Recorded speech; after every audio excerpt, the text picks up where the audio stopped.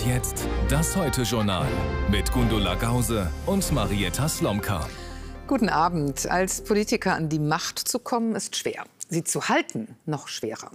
Aber am allerschwersten fällt es vielen, diese Macht zum richtigen Zeitpunkt auch wieder abzugeben. Freiwillig tun das wenige. Meist sorgen ja die Wähler für einen Machtwechsel. Ein sorgfältig platzierter Rücktritt hat insofern eher Seltenheitswert in der Spitzenpolitik. Malu Dreyer war einst selbst durch einen Rücktritt an die Macht gekommen, als ihr Vorgänger Kurt Beck ihr 2013 in Mainz das Ministerpräsidentenamt übergab. Nun ist sie es, die abgibt. Nach 11 Jahren und zu einem Zeitpunkt, an dem viele in ihrer Partei, auch in der Berliner Zentrale, sich sehr gewünscht hätten, dass sie noch weitermacht. Dazu gleich noch ein Interview mit ihr nach dem Bericht von Christel Haas und Christopher Heinze. Da ist es wieder, dieses sympathische Lächeln, diesmal an der Seite ihres Mannes. Die Anspannung ist weg. Nach der emotionalen Rücktrittspressekonferenz freut sich Malu Dreyer jetzt auf mehr gemeinsame Zeit. Das klingt jetzt so flapsig, aber was tue ich? Erstmal mich ausruhen. Also es ist vollkommen klar, ich werde einfach nichts tun, gemeinsam mit meinem Mann und meiner Familie, worauf ich mich sehr freue.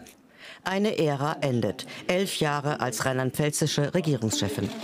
2013 wird Malu Dreyer überraschend Nachfolgerin von Kurt Beck, die erste Frau an der Landesspitze.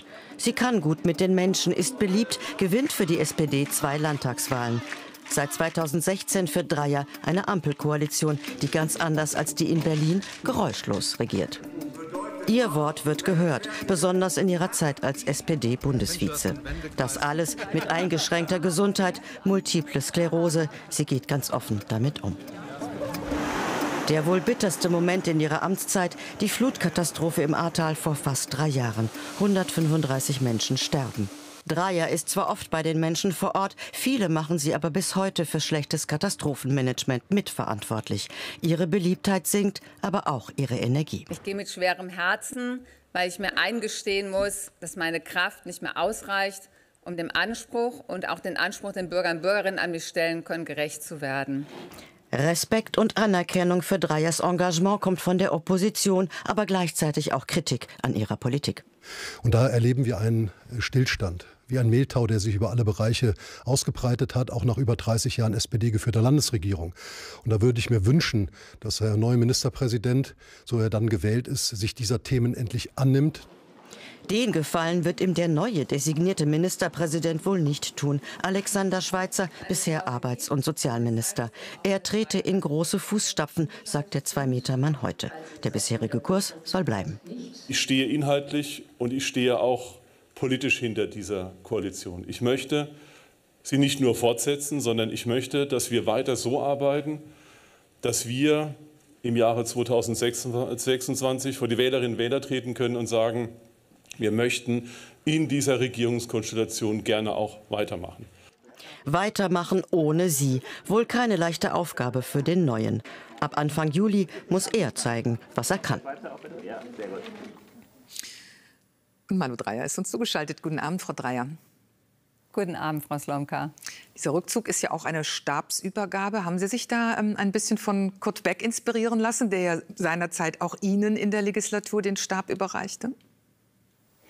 Naja, eigentlich hatte ich erst vor, im Sommer in den Ferien darüber nachzudenken, ob ich noch mal für meine Partei antreten werde bei der nächsten Landtagswahl oder nicht. Aber ich musste einfach, in den letzten Wochen ist dieser Gedanke gereift, ob ich überhaupt noch die Power, die Kraft habe, mein Amt so auszuüben, wie ich das von mir kenne und wie auch mein Anspruch ist. Und bin einfach zum Ergebnis gekommen, dass das nicht der Fall ist und dass ich deshalb besser jetzt einfach den Rücktritt einreiche sozusagen und dann sehr, sehr schnell eben diesen Stabswechsel auch mache. Sie haben ja auch öffentlich heute gesagt, dass dieser Wahlkampf Sie eben auch sehr viel Kraft gekostet hat. Und die Ergebnisse sind natürlich für die SPD ja auch traurig und auch im Rheinland-Pfalz nicht so, wie Sie sich das erhoffen konnten. Hat das eine Rolle gespielt bei Ihren Überlegungen, zu wissen, die nächste Landtagswahl, die wird wahrscheinlich nicht noch mal so ausgehen wie die letzte? Nein, überhaupt gar nicht. Also ich bin eine leidenschaftliche Wahlkämpferin und das war deshalb für mich auch Verpflichtung, unsere kommunalen Mandatsträger wirklich gut zu unterstützen bei der Kommunalwahl. Wir haben auch vereinzelt sehr gute Ergebnisse, aber insgesamt natürlich sind wir nicht zufrieden.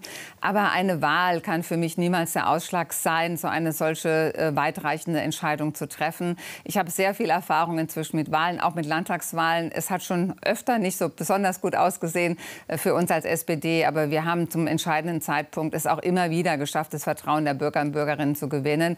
Und ich hatte gar keinen Zweifel daran, dass uns das auch wieder gelingen wird, auch wenn ich noch einmal antrete. Das war nicht der Grund dafür, dass ich diese Entscheidung jetzt getroffen habe. Aber Sie werden sich ja auch Gedanken machen über den Zustand der SPD.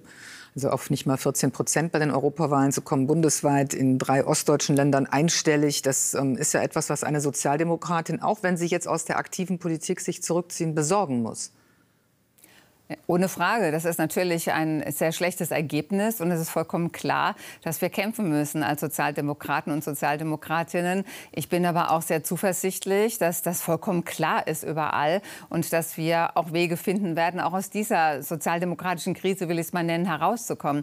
Ich selber habe vor vielen, vielen Jahren einmal kommissarisch mit die Partei übernommen, als wir in einer ganz schweren Krise waren. Und wir haben es geschafft, dann wirklich auch wieder uns herauszuarbeiten und am Ende sogar trotz schlechter Europawahl dann die Bundestagswahl zu gewinnen.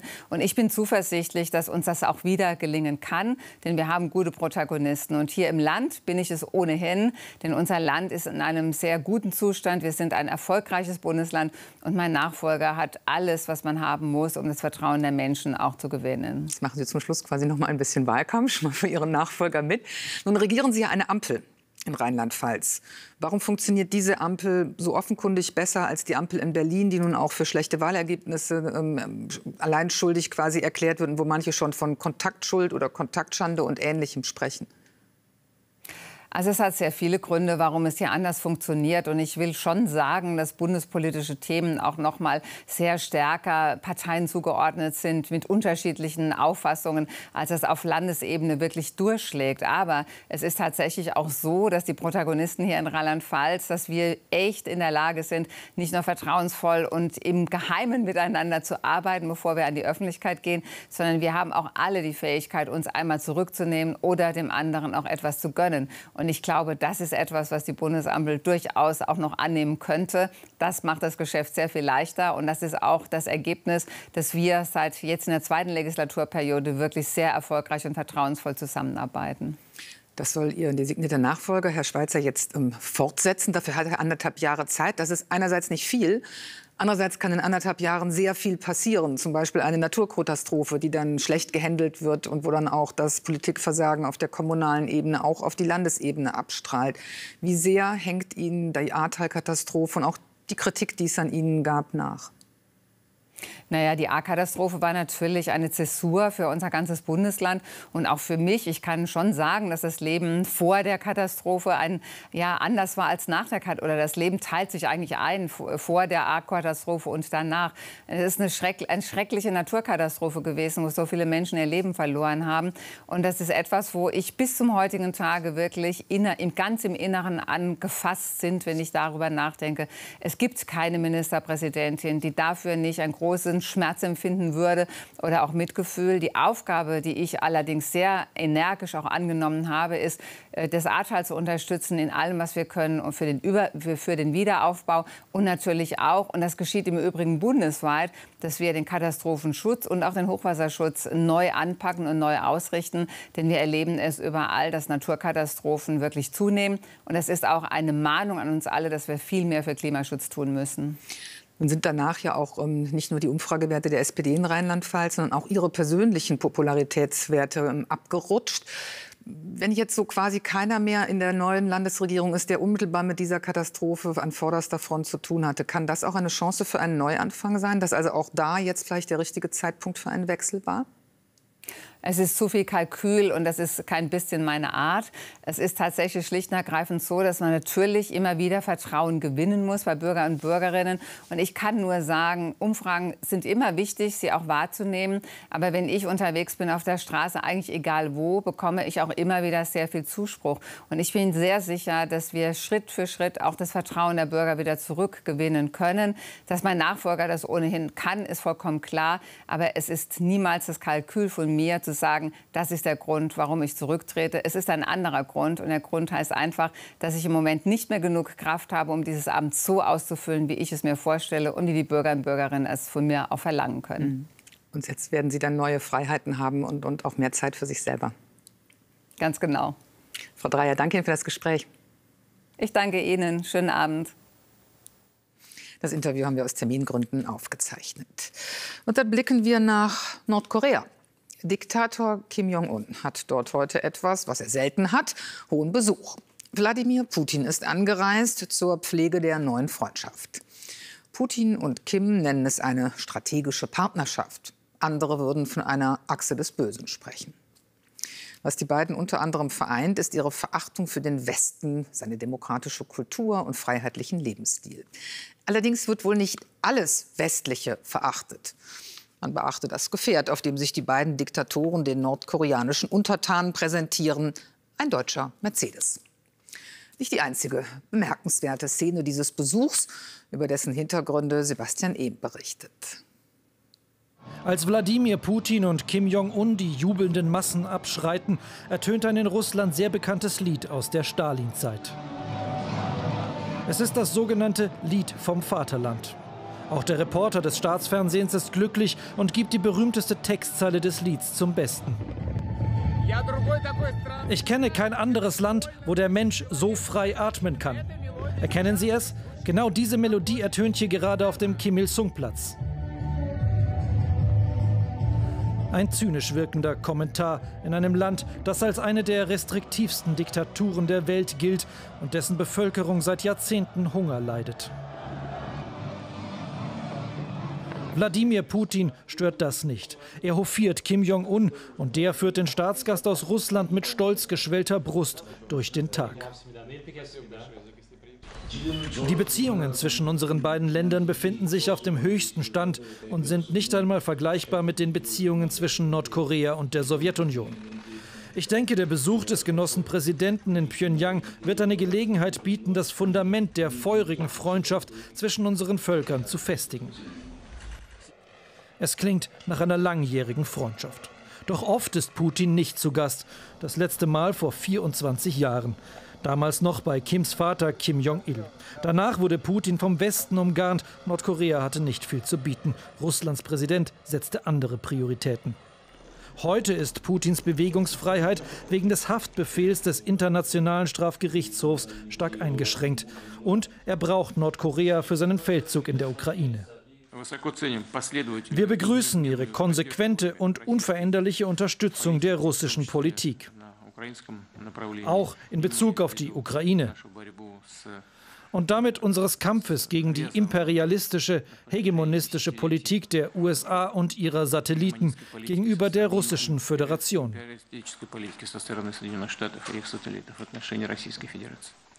Putin sagt nicht, worin diese Unterstützung besteht. Doch laut westlichen Geheimdiensten hat Nordkorea bereits Millionen von Artilleriegeschossen an Russland geliefert, das damit täglich die Ukraine terrorisiert. Heute dann unterzeichnen die beiden Herrscher einen Pakt über eine strategische Zusammenarbeit, die auch eine militärische Beistandspflicht enthalten soll. In diesem Zusammenhang schließt Russland zudem die Entwicklung einer militärisch-technischen Zusammenarbeit mit der Demokratischen Volksrepublik Korea nicht aus. Putin schenkt Kim heute ein Teeservice, einen Dolch und eine Luxuslimousine. Für die Kameras fahren sich die beiden in trauter Zweisamkeit durch Pjöngjang. Die Botschaft, die von diesem pompös inszenierten Treffen ausgehen soll, ist: Nordkorea und Russland stehen zusammen im Kampf gegen den Westen. Ja, und unterdessen weitet die russische Armee ihre Angriffe auf die Ukraine aus. Mit der Lage dort beginnen bei dir die Nachrichten. Erneut zielten die russischen Angriffe auf Energieanlagen, diesmal im Westen der Ukraine, der bislang weitgehend von Kämpfen verschont blieb.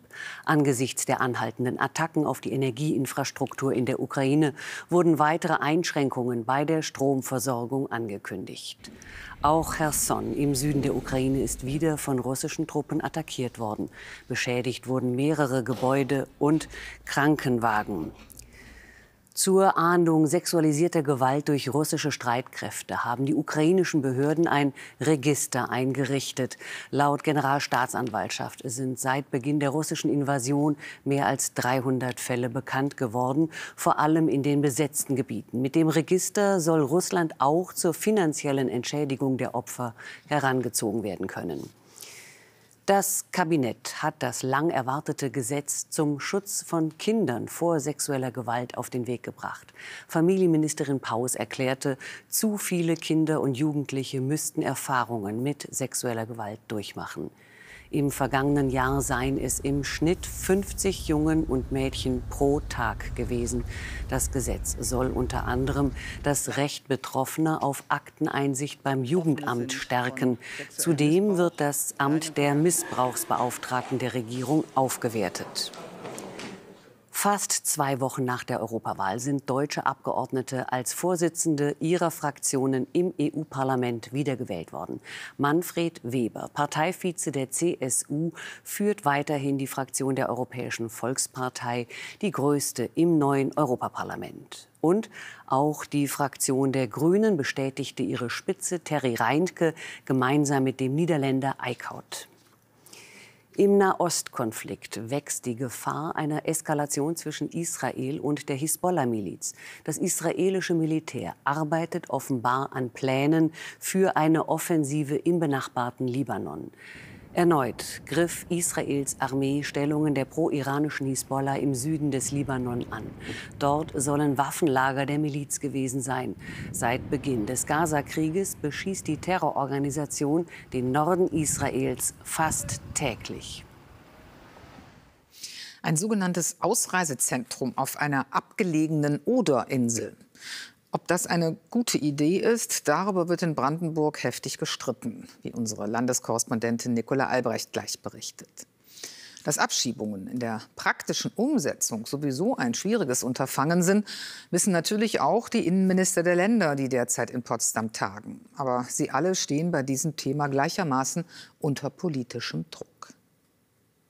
Irreguläre Einwanderung eindämmen, kriminelle Flüchtlinge in unsichere Drittstaaten abschieben. Darüber beraten die Innenminister in Potsdam seit heute Nachmittag. Brandenburgs Innenminister Stübgen hat den Vorsitz und macht seine Forderungen gleich zu Beginn klar. In Syrien ist kein Krieg mehr im Kernland.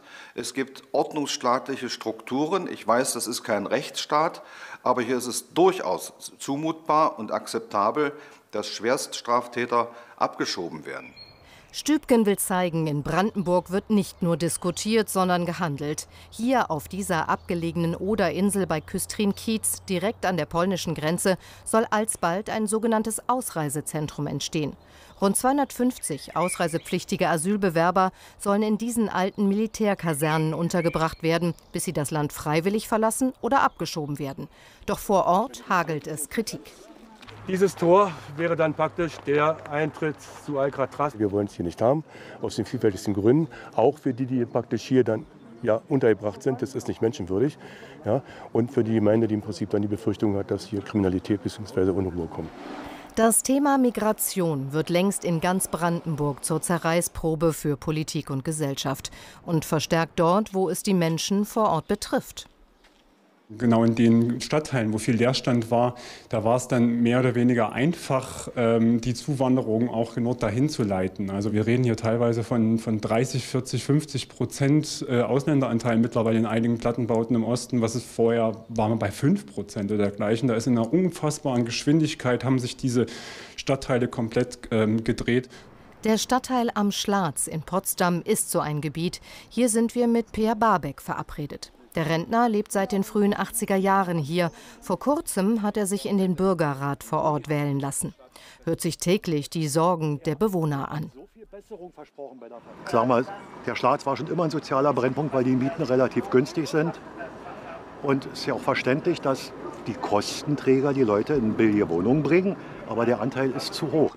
Sicherheit, Sauberkeit, keine Verständigungsmöglichkeiten mit Migranten sind die Schlagworte, die Per Barbeck hier ständig um die Ohren fliegen. Von den Regierenden fühlt er sich damit alleingelassen. Von der Politik wünscht man sich schon, wie immer lauter auch gefordert wird, dass eine gesteuerte Migration stattfindet. Profitiert hat von dieser Stimmung jüngst bei Europa- und Kommunalwahlen vor allem die AfD. Per Barbeck hat sie nicht gewählt, erzählt er uns, dafür aber viele andere. Ein kollektiver Umschwung. Wohingegen die Plattenbaugebieten überwiegend links gewählt hatten, bis zur letzten Bundestagswahl, hat sich das jetzt komplett gedreht und die AfD gewinnt im Endeffekt jeden Plattenbau. Das Ziel für die dreitägige Innenministerkonferenz, den Kurs in der Migrationspolitik verschärfen, Abschiebungen nach Afghanistan und Syrien ermöglichen, denn der Erfolg der AfD sitzt ihnen auch im Nacken. Zur Migrationspolitik gibt es nachher im Heute-Journal-Update noch ein Interview mit dem Innenminister von Thüringen, Georg Mayer. Und mit dem Thema geht es jetzt auch bei dir erst noch mal weiter, Gundula. Wegen der Zuwanderung aus dem Ausland werden in Deutschland immer mehr Menschen leben.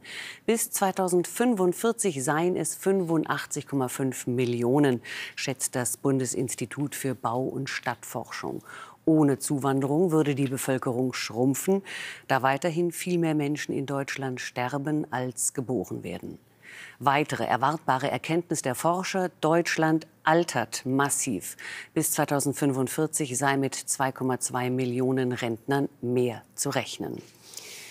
Die Neuverschuldung mehrerer EU-Staaten ist so hoch, dass die EU-Kommission Strafverfahren einleitet. Die 7 Länder verletzten die Regeln des Stabilitäts- und Wachstumspaktes.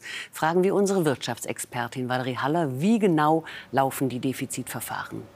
Also das zieht sich schon einige Monate hin. Da werden Gespräche geführt mit den Ländern und im November bekommen sie dann konkrete Empfehlungen, wie sie ihre Schulden und Defizite abbauen sollen. Das ist das erste Mal seit Jahren, dass Brüssel wieder blaue Briefe verschickt. Die Regeln waren fast 4 Jahre lang ausgesetzt, zunächst wegen Corona und schließlich wegen der Energiekrise im Zuge des Ukraine-Kriegs. Jetzt sind gleich 7 Länder betroffen. Am meisten neue Schulden gemessen an der Wirtschaftsleistung machte im vergangenen Jahr Italien, gefolgt von Ungarn, Frankreich, Polen, Malta, der Slowakei und Belgien. Alle liegen mit ihrer Neuverschuldung zu hoch. Höchstens 3% des Bruttoinlandsprodukts sind erlaubt.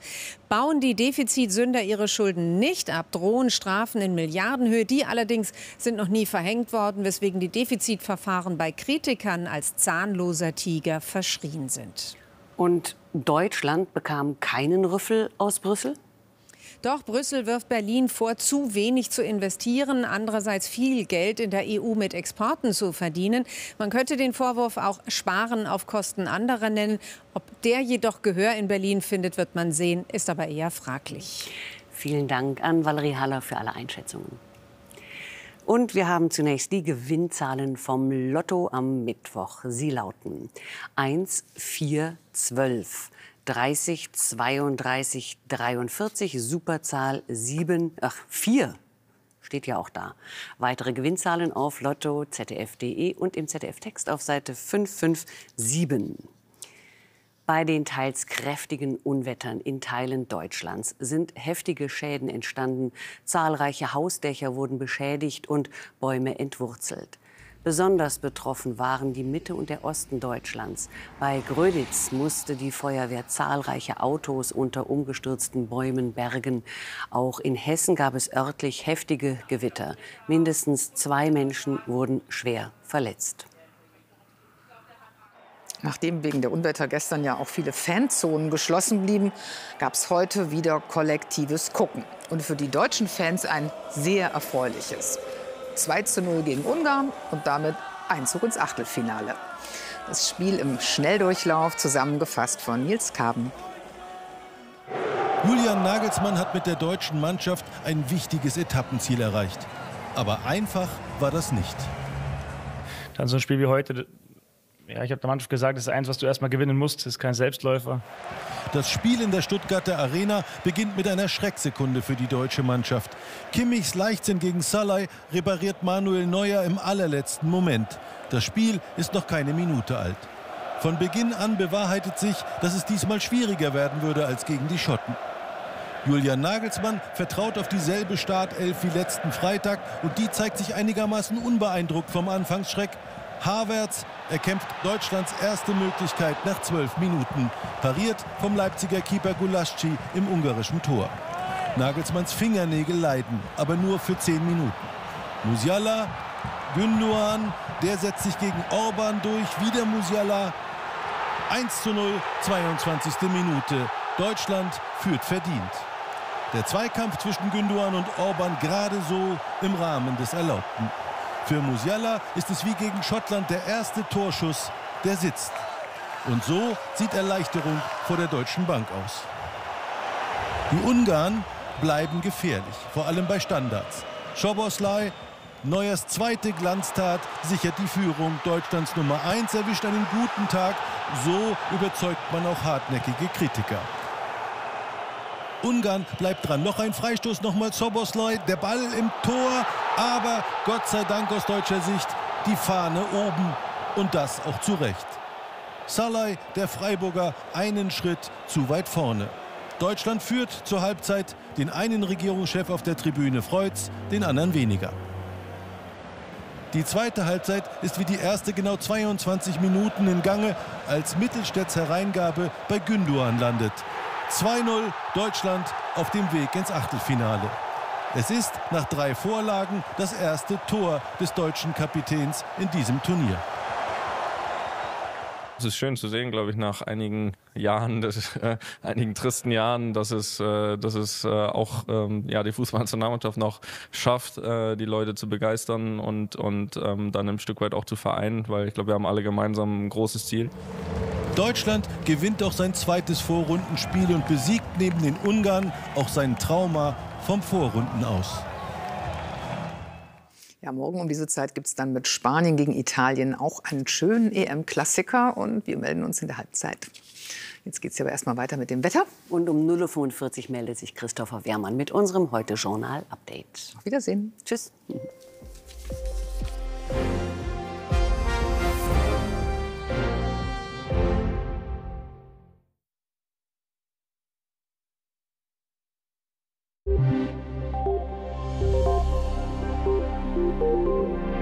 Schönen guten Abend und herzlich willkommen zum Wetter. Woher der Regen kommt, das ist uns klar, nämlich aus den Wolken. Aber wie kommt die Feuchtigkeit in die Wolke? Es beginnt mit der Verdunstung der Feuchtigkeit über dem Meer. Diese wird von winzigen Verwirbelungen, den sogenannten Mikroeddies, aufgenommen und transportiert. Mit der Höhe werden die Eddies größer und die Feuchtigkeit hat sich mittlerweile in dem Luftpaket dann auch verteilt. Und sie hat noch eine andere Funktion. Wenn sie ab einer bestimmten Höhe kondensiert, also es zu Tröpfchenbildung kommt, wird Wärme frei, die das Luftpaket wiederum schneller aufsteigen lässt. Je wärmer das Meer, desto mehr Feuchtigkeit verdunstet, desto mehr Energie ist vorhanden, um die Wolke zu bilden. So kommt es zu mehr Starkregenereignissen, auch bei uns in Deutschland. Mit Gewittern setzt sich das Wetter ja auch in den nächsten Tagen fort, denn von Süden her kommt hier feuchtwarme Luft zu uns. Ja, und diese feuchtwarme Luft, die ist gewitterträchtig. So gibt es im Süden morgen schon erste heftige Gewitter. Deutlich ruhiger ist es dagegen im Norden. Schauen wir in die Nacht und da gibt es hier letzte Schauer. Ansonsten klart es aber auf und dann wird es kalt. Temperaturen gehen zurück bis auf 6 Grad, deutlich milder im Süden bei 15 bis 17 Grad. Ja, und morgen dann von Südwesten eben die heftigen Gewitter, teils mit Starkregen, Orkanböen und größerer Hagel, nach Norden hin eher sonnig. Im Südosten 30 Grad, sonst 18 Grad und eine erneute Schwergewitterlage dann am Freitag mit heftigen Gewittern bis 31 Grad heiß. Einen schönen Abend.